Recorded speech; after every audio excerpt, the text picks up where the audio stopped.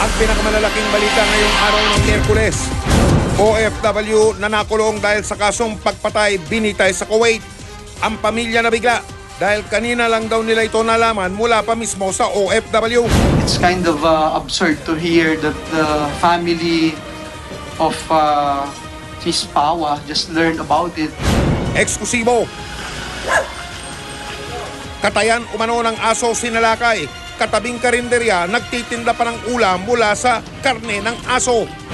Matapos batikusin ni Pangulong Duterte dahil sa engkwentro sa Mama Sapano na ikinamatay ng SAP-44, dating Pangulong Aquino sasagutin daw ang mga paratang. 5 milyong pisong ransom para sa pinatay na Koreanong si Ji Ik-ju. Saan na nga ba napunta? Eksklusibo, magkalibin na nagbubugaw sa mga menor de edad online, walang kawala. Sa gitna ng pagdating ng mga VIP, mga pulis na magbabantay sa seguridad sa Miss Universe pageant, binili ng huwag madistract. Pinagbabawal nating mahigpit yan, yung pagsa-selfie. Sina Kylie Padilla at Aljur Abrenica engaged na.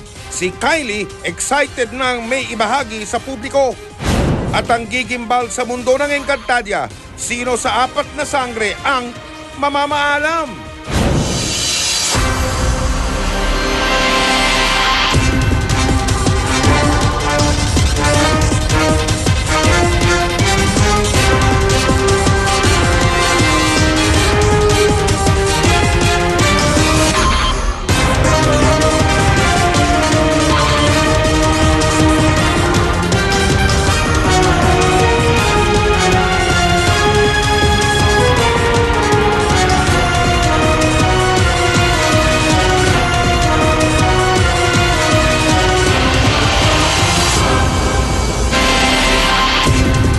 Magandang gabi po, Luzon, Visayas at Mindanao.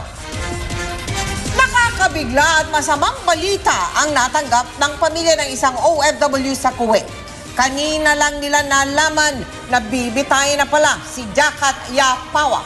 At ang tumawag pa sa kanila para sabihin ito, mismong si Jakat Ya na nooy nasa execution room na.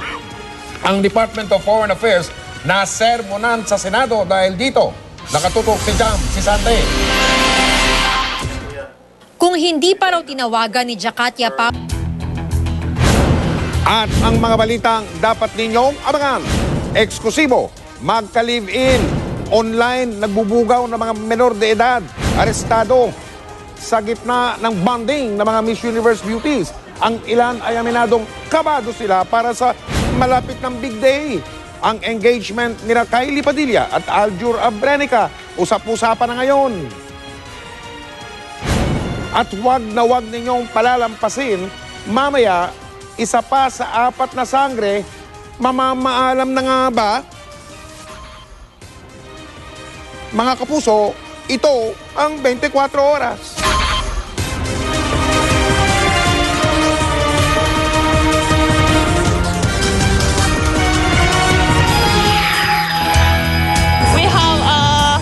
Only keep believing in myself, have a confidence and just following a dream. That she has fun in every moment which life throws at her, and even the smallest cupcake or sunlight makes her happy. When a woman is confident, she can walk in a room and you just feel her energy, you just feel her soul. It just makes you happy as well and it makes others inspired to be confident.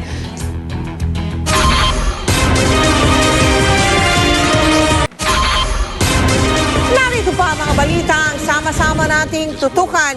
So that was the reaction that Aiza gave. Sina Senador Tito Soto at anak-anak niyang si Aiza Sigera, kamusta na? Matapos magkasagutan kaugnay sa usaping kondom. Sa gitna ng tumitinding paghahanda para sa Miss Universe pageant, cellphone signal, papatayin ba? At sina Aljur Abrenica at Kylie Padilla, soon to be Mr. and Mrs. na.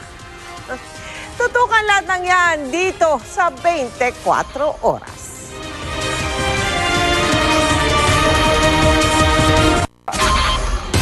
At mga balitang sama-sama nating abangan. Ang mga pulis natututok sa seguridad ng Miss Universe pageant, binalaang bawal mag-selfie habang naka-duty. Ang engaged ng si Kylie Padilla, excited na raw sa isa-share niya sa publiko.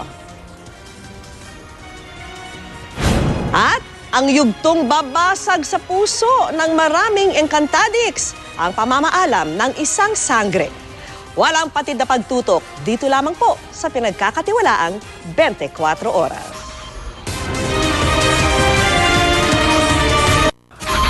At narito ang mga balitang dapat ninyo pang tutukan. Ang birthday girl na si Kylie Padilla engaged na kay Aljo Rabrenica. At dapat ninyong abangan sa Encantadia. Ang 4 na sangre mababawasan. Tuloy ang pagtutok natin sa mga balita dito sa 24 oras.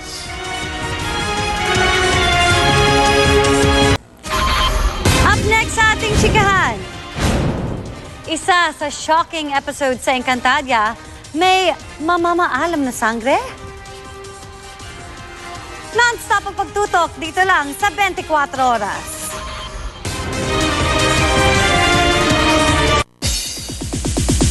And that's it for our Wednesday night chikahan. Ako po si Evalania, Miss Mel, Sir Mike, Miss Vicky. Salamat, Iya. At yan po mga balitang ating tinutukan sa nakalipas sa 24 oras. Ako po si Mel Tiangco. Maraming salamat sa inyong patuloy na pagtitiwala. Mula sa tahanan ng katotohanan, ako po si Vicky Morales. Ako po si Mike Enriquez. Ito ang GMA. Walang kinikilingan, walang pinoprotektahan. Walang kasinungalingan. Serbisyong totoo lamang. At dahil hindi natutulog ang balita, Nakatutok kami 24 oras.